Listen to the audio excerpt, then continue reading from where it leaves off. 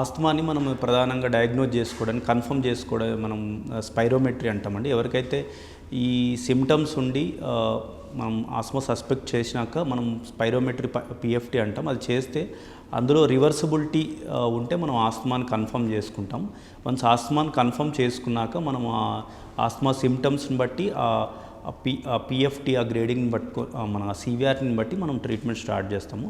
జనరల్గా ఇన్హేలర్స్ మనకి ఆస్మాలో main problem వచ్చేసి ఎయిర్వేలో ఇన్ఫ్లమేషన్ ఉండి మనకు ఎయిర్వేస్ నారో అవడం వల్ల మనకి సిమ్టమ్స్ ఉంటాయి. సో ఆ ఇన్ఫ్లమేషన్ తగ్గడానికి ఆస్మాకు మెయిన్ ట్రీట్మెంట్ ఇన్హేలర్స్ అంటాం. ఇన్హేల్డ్ బ్రాంకోడైలేటర్స్, ఇన్హేల్డ్ కార్టికోస్టెరాయిడ్స్ మనకు ఆస్తమాకి మెయిన్ ట్రీట్మెంట్ ఆప్షన్.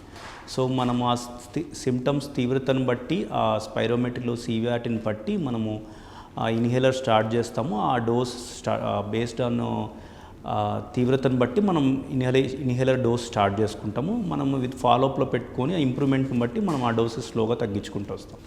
ఎవరికైతే ఆస్తమా ఉంటుందో వాళ్ళకి ఆల్రెడీ వాళ్ళు ప్రోన్ ఉంటారు కాబట్టి ముఖ్యంగా వింటర్ సీజన్లో మనకి వాతావరణం మార్పులు ఉంటాయి. సో వెదర్ చాలా చల్లగా ఉండడం వల్ల మనకి ఎయిర్ పొల్యూటెంట్స్ కూడా మనకు ఎయిర్లోనే అలా ఎక్కువ టైం ఉండడం జరుగుతుంది. అంతేకాకుండా కూల్ వెదర్ వల్ల, పొల్యూషన్ వల్ల మనకి వైరస్ గ్రోత్ కూడా ఎక్కువ ఉంటుంది. సో ఆల్రెడీ ఆస్తమా ఉన్న వాళ్ళు ఈజీగా ఆస్తమా అటాక్స్ ఇచ్చే ఎగ్జాసర్బేషన్ అయ్యే రిస్క్ ఉంటుంది కాబట్టి సో వాళ్ళు ఎప్పుడైతే ఆస్తమా ఉంటుందో వాళ్ళు ఏదైతే రెగ్యులర్ ఇన్హేలర్స్ వాడతారో ఆ ఇన్హేలర్స్ని రెగ్యులర్గా తప్పకుండా వాడాలి. ప్లస్ అంతేకాకుండా బయటికి వెళ్ళినప్పుడు కానీ లేదంటే గ్యాదరింగ్స్కి వెళ్ళినప్పుడు కానీ తప్పకుండా మాస్క్ పెట్టుకోవాలి. ఎవరైతే వాళ్ళ ఇంట్లో కానీ వర్క్ సరౌండింగ్స్లో ఉంటే ఎవరన్నా ఇంట్లో respiratory symptoms cough, cold, fever ఉంటే వారి నుంచి దూరంగా ఉండాలి. హెల్దీ డైట్, బ్యాలెన్స్ డైట్ తీసుకోవాలి. ఏదైనా హాట్గా తీసుకోవడం బెటర్. అండ్ అంతేకాకుండా ఎవరైతే వ్యాక్సినేషన్స్ వేసుకోలేదో ఇన్ఫ్లుయెంజా కానీ, న్యూమోకోకల్ వ్యాక్సిన్స్, అదర్ వ్యాక్సిన్స్ తప్పకుండా వేసుకోవాలి.